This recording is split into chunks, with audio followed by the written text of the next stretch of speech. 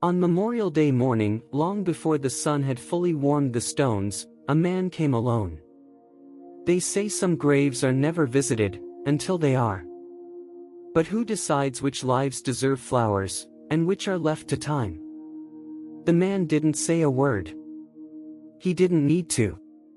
He wore a weathered coat too thin for the morning chill, the kind that remembered more than it revealed. His steps were slow, not with age, but with something heavier. In one hand, he carried a small bouquet of white carnations, fresh, not store-bought, and in the other, a folded photograph that looked like it had been held too many times. No one noticed him. No one stopped him. He knelt before a gravestone near the far edge of the cemetery. No flags. No other flowers. Just a stone, plain and quiet, like someone had been forgotten long before they were ever remembered. He placed the bouquet gently at its base, then hesitated, like he was waiting for something. Maybe the wind. Maybe the courage to do what he had come to do. And then, with a hand that trembled just enough to show it mattered, he set the photo down, leaning it carefully against the stone. He didn't look at it. He didn't cry.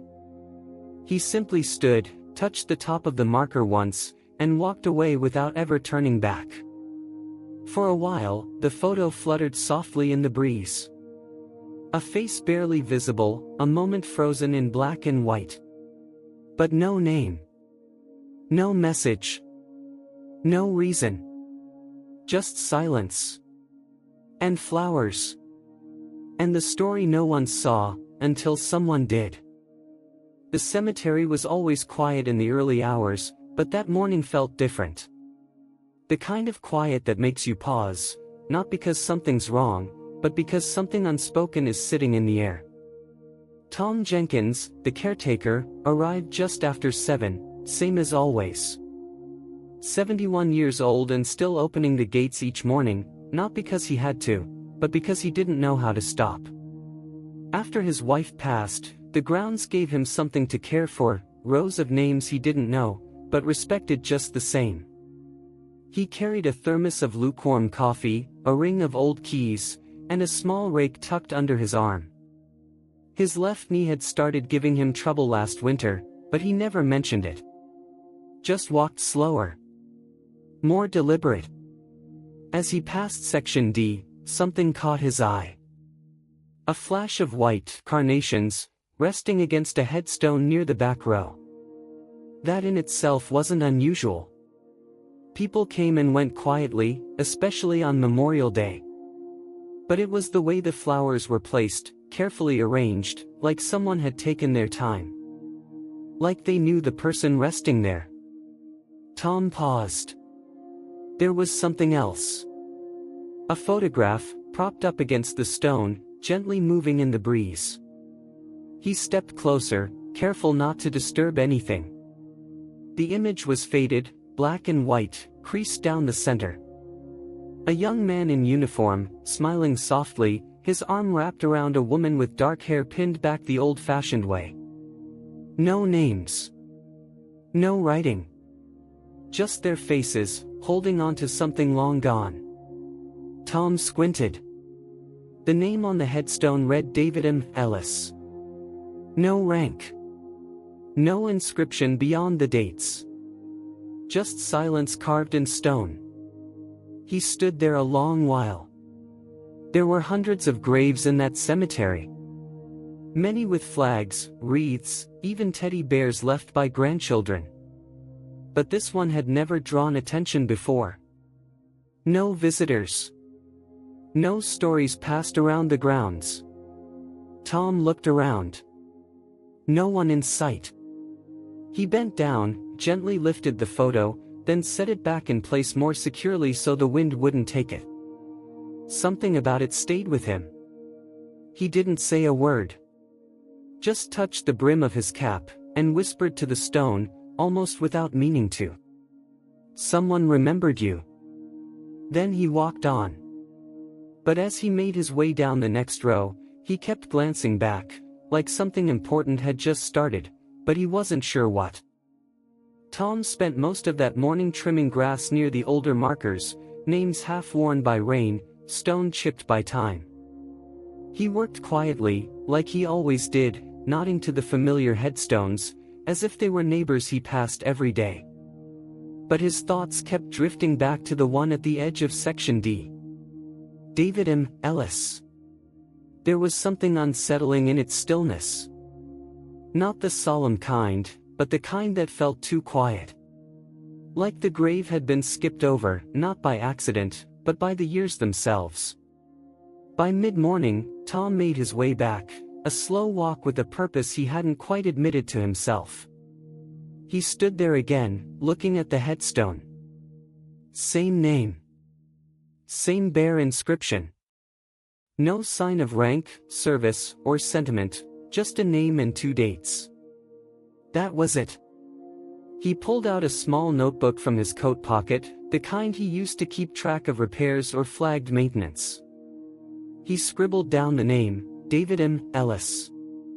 Just 3 words, but enough to make him wonder.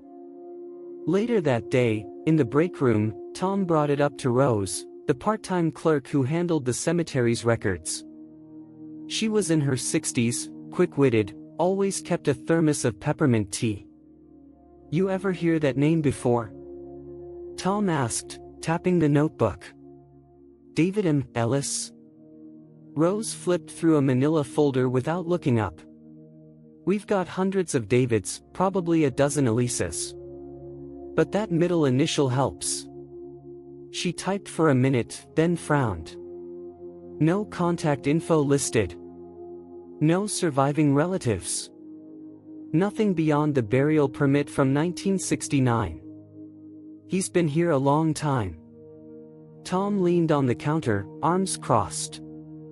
"No visitors either." "Not until today." Rose looked up. "Someone came." He nodded. "Didn't say a word.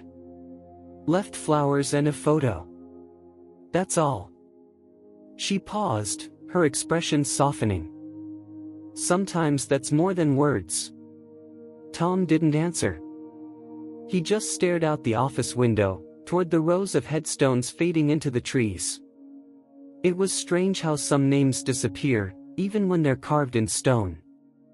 And stranger still, how sometimes, just a single gesture can call them back. The next morning came quiet and gray. The skies hung low, as if the weather itself had slowed to a hush. Tom unlocked the gate as usual, thermos in hand, the familiar creak of the latch sounding louder than it should have. He walked the gravel path without hurry. His knee ached, but he didn't notice it today. He was headed toward Section D. From a distance, he saw her. A woman. Standing still. She wore a navy blue coat, buttoned up to her neck, with a scarf that had once been cream, now tinged with age. Her hair was silver, pulled back into a soft bun. She stood by David Ellis's grave, alone, unmoving, like the world around her had stopped but she had not. Tom paused at a distance. He didn't want to intrude. The bouquet of carnations still lay there, undisturbed. But the photo was now in her hands. She held it delicately, both palms open, like something sacred. Her eyes never left the faces in the picture. And her lips, though still, looked as though they wanted to speak but had forgotten how. She stayed there a long while. She didn't cry. She didn't kneel. She didn't speak a single word. But something about the way she stood, back straight, hands trembling slightly, said everything. She wasn't visiting a stranger's grave. She knew exactly where she was. Tom remained where he was, half hidden near a line of oak trees. He didn't call out. He didn't ask. He just watched, like the trees did, like the stones did. Bearing silent witness. After several minutes, the woman reached into her coat pocket and pulled out a small envelope. She placed it carefully at the foot of the grave, pressing it flat so it wouldn't blow away. Then she did something that caught Tom's breath. She leaned forward and touched the top edge of the headstone, just with her fingertips. A touch so brief it could have been missed. Then she turned and walked away. No glance back. No sound. Just the quiet rhythm of her footsteps fading down the path. Tom stood frozen for a while longer. Then, slowly, he made his way toward the grave. The envelope was unmarked. No name. No writing. He didn't open it. Some things, he thought, aren't meant to be read. They're meant to be left. Just like that. The next morning, rain touched the cemetery in a gentle, steady rhythm, just enough to darken the stone and soften the earth. Tom moved slower than usual, not because of his knee, but because something felt different.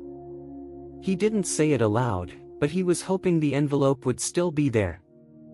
It was. Resting where she had left it, damp at the corners but untouched. He knelt beside the grave, not out of habit, but out of something more like reverence, and lifted the envelope carefully. Still no name. Still no markings. Just quiet weight in his hand. He didn't open it there. He couldn't. Instead, he took it to the small toolshed near the back of the property, his unofficial office, tucked between storage bins and old rakes. He sat on a wooden stool, closed the door against the breeze, and laid the envelope flat on the workbench. There was no seal. Just a folded page inside, yellowed slightly, as if it had waited years to be held again. He unfolded it with care. The handwriting was small, neat, and steady. The kind taught in schools long ago. The ink had faded, but the words were still legible. "Dear Mom," it began. Tom didn't read it out loud. He didn't need to. But as his eyes moved slowly across the lines, something settled deep in his chest. The words were simple, no grand declarations, no last goodbyes. Just the voice of a young man writing from somewhere far away, trying not to sound afraid. He told her not to worry. Said he was eating well, though the food wasn't much. That the guys in his unit were good people. That he was thinking of home more than he let on. And near the end, one line stood out. "I don't know what'll happen next. But if something does, I just hope you know I wasn't scared." There was no signature. Just a space, left blank. Tom stared at the page for a long time. Then he folded it back carefully, returned it to the envelope, and placed it in the top drawer of his desk beside a box of spare flags and blank tags. He didn't mention it to Rose. Didn't log it in the records. Some letters aren't meant to be sent. And some, like this one, find their way home only when someone is finally ready to read them. That afternoon, the sun finally broke through the clouds. Just a little light, pushing its way between the branches, casting quiet gold over the headstones. Tom sat on the bench near the office, the photo in his hands again. He'd picked it up that morning, not out of curiosity, but because it felt wrong to leave it exposed in the rain. The paper had dried, but it curled slightly at the edges now. Time had worn it gently, not cruelly. The image was still there, two young faces, pressed close together. Him in uniform. Her in a simple dress. Neither looking at the camera. Both looking at each other. Tom stared at it for a long while. The more he looked, the less it felt like just a photograph. That evening, he made a quiet choice. He took the photo down the road to the American Legion Hall. They were having their monthly gathering, coffee, a tray of donuts, and the low murmur of men who spoke more easily with their eyes than their mouths. Tom wasn't a member. But he'd kept the lawn trimmed for years and no one minded when he stopped in.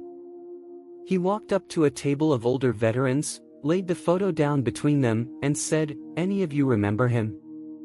They leaned in, squinting. Fingers brushed the image like it might speak. Then one voice, steady but low, broke the silence. "I know him," the man said.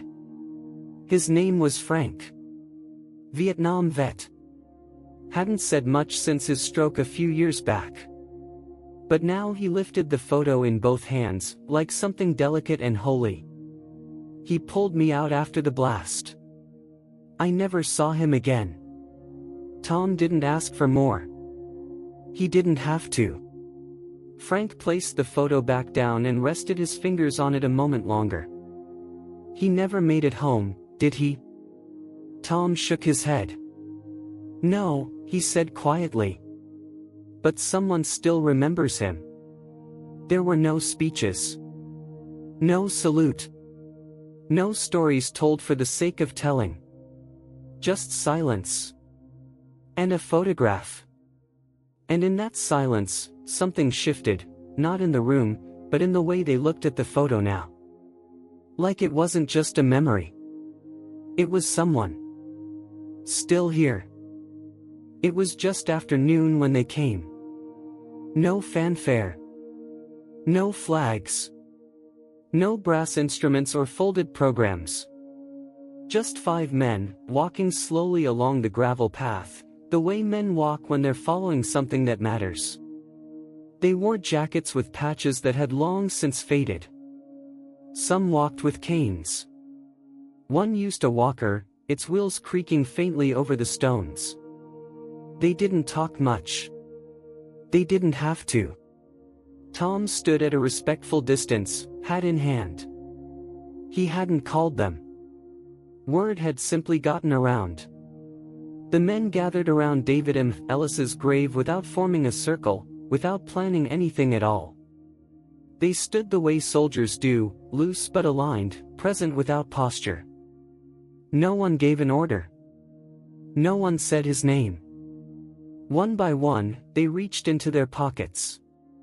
Each man laid down a coin, quarters, nickels, pennies, it didn't matter, gently on the flat top of the headstone. The gesture was simple, deliberate. Not for show. Just respect. They remained in silence. Some with eyes closed. Some with eyes fixed on the stone. The breeze moved through their coats. The world around them went on, birds calling in the trees, a car engine in the distance, but nothing interrupted what was happening here. Tom didn't step closer. He didn't offer words. He just watched. And in that moment, he understood something quiet and true. This wasn't a service. It wasn't a tribute. It was recognition. Long overdue. Undocumented. But real. And in that patch of earth, between carnations and coins, between strangers who once might have called each other brother, David Ellis stood taller than any statue ever could. Not because of ceremony, but because someone remembered. The next morning, the cemetery was still. No visitors. No voices. Just the soft rustle of leaves moving under a gentle breeze. Tom made his way down the path with a wooden frame tucked under his arm. It wasn't fancy, just a simple piece of glass and wood he had found in the back of the shed, cleaned up and repurposed. In it, he'd placed the photograph. Not the original, that was stored safely now, but a copy. Enough to honor, without risking what had once been held in trembling hands. He reached David M. Ellis's grave and knelt, not out of habit, but out of something slower, deeper. He pressed the stake of the frame into the earth gently, just beside the stone, tilting it forward slightly so the image could catch the morning light. There was no announcement. No marker explaining who was in the photo. Just 2 faces. Still close. Still quiet. Tom stood up, brushed off his knees, and looked at the space around him.